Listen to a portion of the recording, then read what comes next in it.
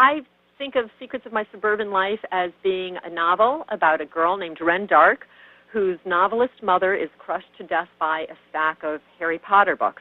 In the aftermath of this very unusual tragedy, Ren's father moves with her from New York City to Danbury, Connecticut, where she starts going to a private school and becomes involved in what I consider to be a sort of mystery revolving around an online predator. I wouldn't say any one thing specifically inspired me to write this story, but always simmering in the back of my mind for nearly as long as I can remember is the notion that so much in life can change in a single instant. Something happens, or you turn right instead of left, and everything that follows is altered. Life is like that. When my 8-year-old daughter was in kindergarten, her best friend's father, who was also a close friend of ours, died. He and his wife were watching TV one night. She fell asleep for just 10 minutes, and when she woke up, her husband was dead. And then there's the modern reality of going to work in the morning and having the skyscraper you work in brought down by a hijacked plane. The trick is in being aware of the tenuous nature of everything and therefore appreciating the value of life, and yet still being able to go on and experience joy. I'm like that, and I think Ren is too. I come from a family of readers. My mother still practically lives at the library, and I was one of those kids who reads everything she gets her hands on. Cereal, always more fun to read the box than eat what's inside.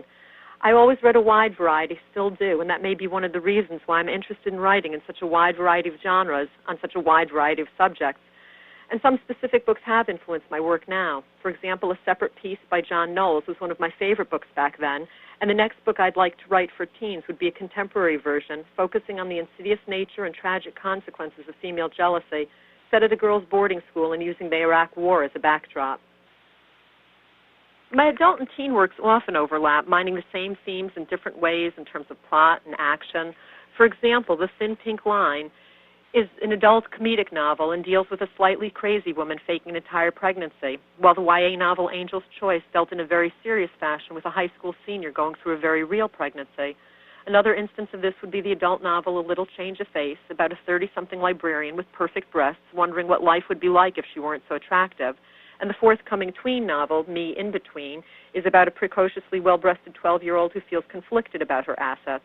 As for character overlap, you probably couldn't find a more diverse bunch than my lead heroines, adult and teen, but I do have an odd tendency to overlap names, so you see a lot of Janes and Emmas, or versions of the same name, like Scarlett and Charlotte. I'm not sure why I do this, other than that it makes it seem to me like all my mini-worlds are one big family and part of a larger world, Lauren world. As I say, next, I'd really like to tackle a more serious book revolving around female jealousy in teens, but after that, nearly all my books tend to have open endings, meaning in the case of Angel's Choice, I'm always hearing from readers who want to know what comes next in the life of Angel Hansen. With a book like Secrets of My Suburban Life, the story itself is complete, but the characters still have what I call a lot of play left in them. I think of Secrets of My Suburban Life as being a sort of mystery and can easily envision future comedic adventures centering on Ren's friends, one of whom has a father who's a professional basketball player, while the other has a mother who's a soap opera star, both of which would make great backdrops, or even that wonderful boy Ren likes, Jack. Then Jack and her posse of cab drivers could sweep in and save the day. I'd love to get the chance to tell all those stories. Here's my advice to would-be writers. Read widely. I know that sounds like old lady advice, but you have no idea how many people of all ages tell me they want to write, and then it turns out they never read anything. So read a lot, and be sure to read outside your comfort zone. You can learn a lot from people who write different things, and you can often learn as much from what you don't like as from what you do. Then when you're ready to write, please, please, please ignore the writing school advice to write what you know. Rather, write about ideas and themes you're dying to explore, or write the world as you would like it to be.